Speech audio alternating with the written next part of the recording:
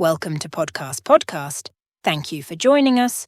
This is your host, Lily Abernathy. Today's episode, Damarion aka Albert Charles Kreischer III. Over the weekend, while accidentally confusing Josh Denny for Nadav, we were contacted by a woman asking us if we could help her with a unique situation. She noticed we had recently started a podcast that focused on podcasts, podcasters, and podcastees. She described an interaction with an incredibly famous comedian that sounded awfully familiar to myself and our producer, Alan Akawa, albeit with a slight difference. Bert Kreischer, alcoholic, benzodiazepine addict, connoisseur of black culture, hack, obese, neglectful father, vodka entrepreneur. You may be familiar with Bert, friend of Joe Rogan, ex-protégé of Jay Moore, the yang to Tom Segura's very dark and edgy yin. Bert is the comedian in which the woman who contacted us, Tanya Martin, claims to have had a sexual relationship with very briefly one night after a show on the tour bus. Bert is notoriously known for talking about how he would never cheat on his wife. So much so, he in fact holds the Guinness Book of World Records record for talking about not cheating on your wife. After sending us some pictures and allowing us a video call to verify, it seems Tanya does indeed have evidence of this interaction in the form of a child who currently goes by the name Damarion Martin. Tanya expressed to us that she had in fact tried to contact Bert's team to discuss this privately, but has never received a reply and has been left on read on multiple social media platforms' direct message feature.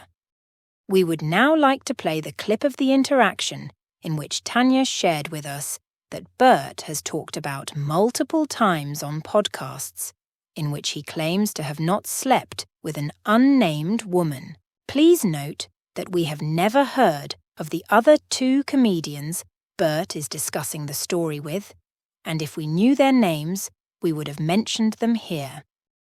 This conversation but as a comic, people are trying to fuck you. It's just the reality. You're constantly being tried to fuck, and you're saying no all the time because you have the best thing ever at home. It's funny because that shows up. I remember there was a chick that that snuck on our tour bus and hid in the back, and we found her. and we were like at what point were you guys already on the road? No, we started driving, and Ron goes. I think Ron was like, "I think there's a girl in the back." Our bus driver. Oh. He's like, "I think there's a girl in the back." And my cousin Andrew went back, found her. He's like, "You got to leave," you know. And also surrounding yourself by the right people. I'm sure you can surround yourself with a bunch of dogs. Like, dude, fuck her. We're all fuck her. Come on, all. You know. But like my cousin Andrew's like, "She need to leave right now. You need to leave immediately right now. You're leaving." Walk her out. Andrew a married guy? No, but he should be. Just like a regular guy. And my cousin, he loves me. Yeah. He's the right guy.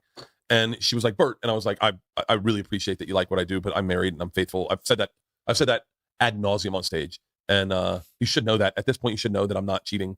I would have already done it. And it would have already gotten out. They've already added all the bad comics. Like, it would have gotten out. We're close to the internet being just like, it's instant. It's instant out. You'd have a picture of me already. And so I said, and then my tour bus driver was like, "Man, I can't believe you didn't fuck that chick."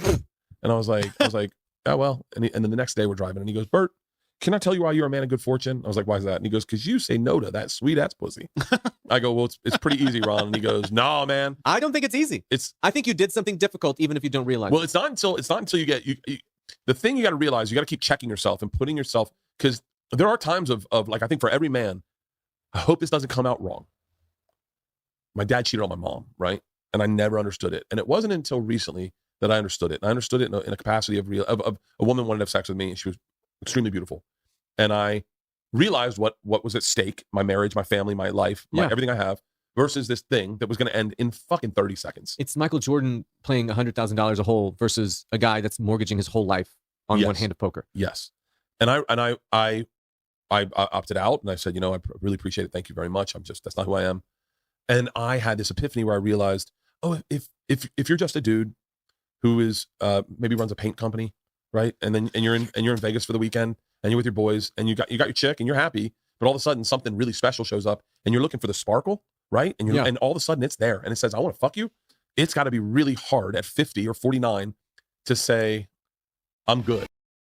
As you can hear from the clip, Bert describes a situation in which he claims he passed up free box while simultaneously understanding how a man in his late 40s or early 50s could cheat when tempted.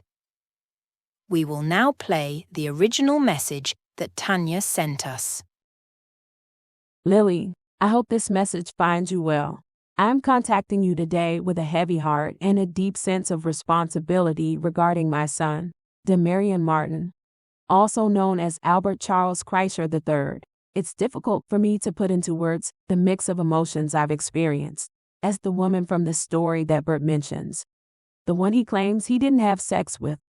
I've grappled with feelings of uncertainty, and even a touch of amusement at the sheer absurdity of it all. Yet amidst the laughter and disbelief, there lies a profound sense of maternal love and concern for Damarion's future. Despite the unconventional circumstances of his conception, he is a bright, vibrant soul who deserves every opportunity to flourish and succeed in life. I find myself haunted by the question, how do I ensure that Damarion receives the same opportunities as his half-sisters? It's a question that keeps me up at night, driving me to reach out in search of guidance and support. If there's one thing I've learned in this journey called motherhood, it's that we cannot do it alone. We need the support of our community, our friends, and yes, even strangers who may hold the key to unlocking new possibilities for our children. So I humbly ask for your assistance in connecting with Bert, not for the sake of stirring up drama or seeking retribution, but rather to initiate a conversation about Damarion's future. My hope is that together, we can find a path forward that honors his potential and provides him with the support and resources he needs to thrive. Thank you for taking the time to listen to me and for considering my request. May it serve as a testament to the power of love and the enduring bonds of family, no matter how unconventional they may be. With warm regards, Tanya Martin. As you can see from the photo provided in the episode's cover image, the child is clearly Bert's son. Now more than ever, we must harness the power of our community to assist Tanya in contacting Bert. Every effort, no matter how small, can make a profound difference in their lives. We would like to ask the listeners to tag and mention this episode to Bert, if at all possible, on your preferred social media platform. Let us stand together and support one another, and maybe with our combined efforts, much like the spirit bomb from Dragon Ball Z, we can help Damarion get the future he deserves. This week's outro music is brought to you by this week's sponsor, the Sombra Maritima, with their hit single FBR. Don't forget to like, subscribe, and share the podcast. Follow us at Podcast the Pod on X, formerly Twitter. This has been Lily Abernathy, signing off.